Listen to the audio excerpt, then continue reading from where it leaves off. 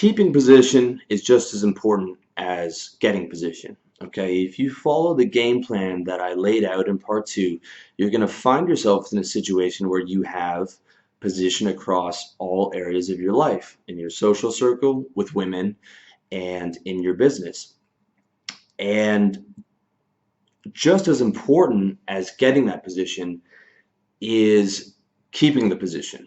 And oftentimes keeping the position requires sometimes a different skill set, and it also requires a combination of both hard and soft skills. Okay, in the mainstream personal development community, a lot of it's the you can do anything, and it's all positive, all cooperation, and all soft skills.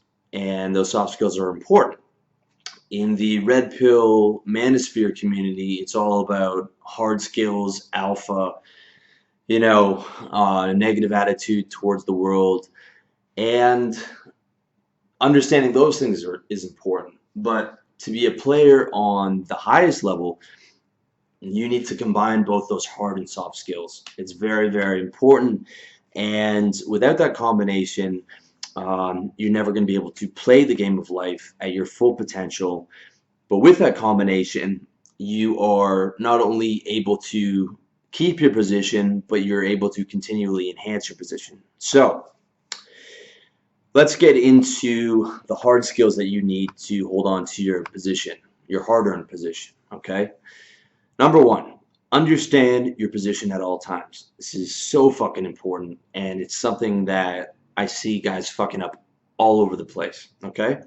To the fucking letter, you need to understand your position in all situations and at all times, because not all positions are created equal.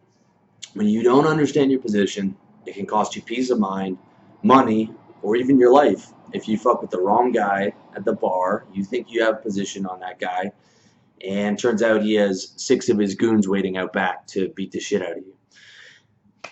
That's what happens when you don't understand your position to the letter, okay?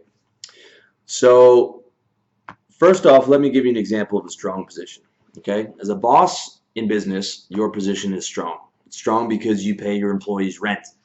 You fire them, you take food off their table, and you take rent money out of their pocket, okay?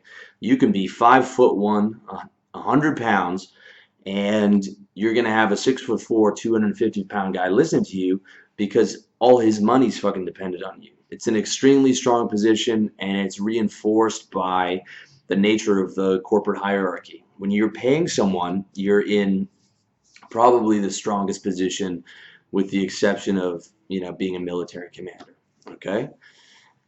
Yet, the vast majority of guys underestimate the power of their position. I saw this in sales so many times, where you take a guy who's insecure and he becomes sales manager, and now he's yelling at guys, putting on dominance displays, embarrassing people in public. You don't see this as much in the higher levels, but you see it in like a call center or sort of like a lower level sales job. And not only is that shit like morally wrong, but it's so unnecessary and so unproductive, okay? The guys are already afraid of you. You control their resources. You don't have to put on dominance displays. Your position is solidified by the corporate hierarchy, okay? Everyone knows you're the boss, and everyone hates having a boss.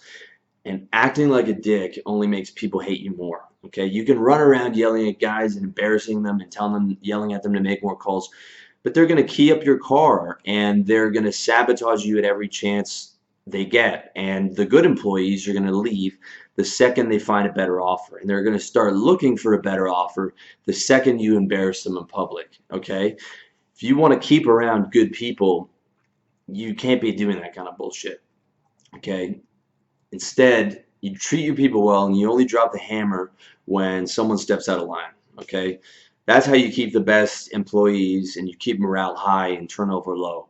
I don't have employees in my business now, but the way that I talk to guys who do work for me is to treat them as well as I can, because I want to keep the best people in my circle. It only makes sense, right? So that's an example of a strong position. Now let me give you an example of a weak position. A weak position is the position I have with my service providers, okay? To keep the RLD money machine running smoothly, I need to pay 12 different motherfucking online companies a month. 12. And every week I have a problem with one of those service providers. And since this is not a physical business, I can't go into the office. I can't call them because these companies don't pick up their phone. It's an email situation. And in theory, I'm a paying client, so getting my problems solved should be easy. But that would be the case if I was paying every company $10,000 a month. I could tell my rep to bark like a fucking dog, and he would, to keep my business. Not that I would do that, but I don't pay that kind of money. Some companies I'm only paying $10 or $15 a month. I used to pay WP Engine $170 a month for hosting. And what I got was a minimum wage customer service rep who didn't give a fuck about losing my business because his job didn't depend on it.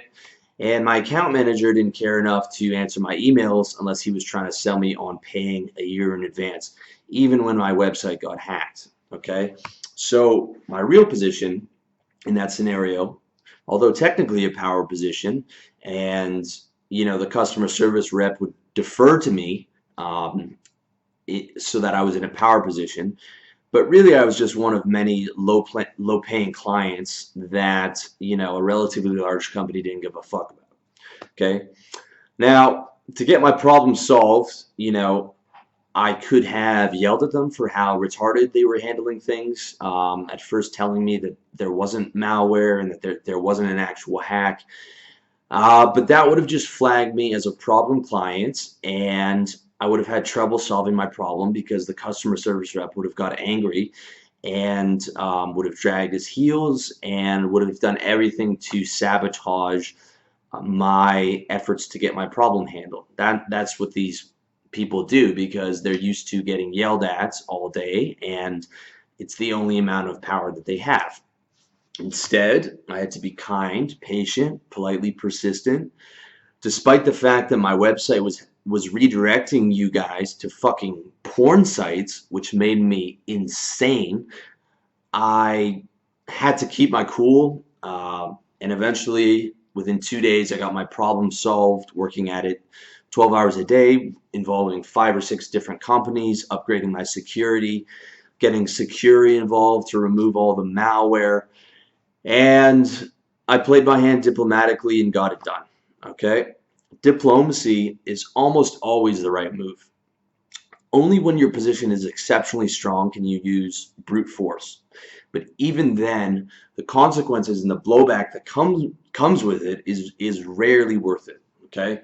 So instead of blowing up a WP Engine, I just waited until my problem was solved. I kept being politely persistent, tripled my security, and the second I got my problem solved, I quietly moved all my hosting to Traffic Planet hosting for a third of the cost and a customer service team that responds within fucking 10 minutes of every time I reach out to them for $49 a month, which is an insane level of service. It's hands down the best company I've dealt with in my 4 years in RLD. For sure. And I've been thinking about changing to them for a long time, but it's such a hassle, changing providers and A records and DNS hosting and worrying about if the migration is going to be smooth and if the site's going to go down.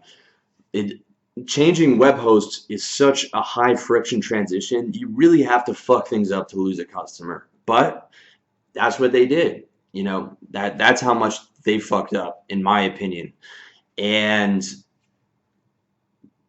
I had to make the switch. So in hindsight, okay, that was a weak position. That was my move for it, was to handle it diplomatically and then to move somewhere better because that became the right move. For the other smaller companies that I deal with on the headaches and stuff like that, right now I just have to eat the headaches. But eventually the move is going to be get someone to handle the headaches for me. Okay? It's always about having that smart move and about understanding exactly where your position is. Okay? You can have a power position, but it can still be a weak power position, right? You got to understand your position to the letter. It's very important.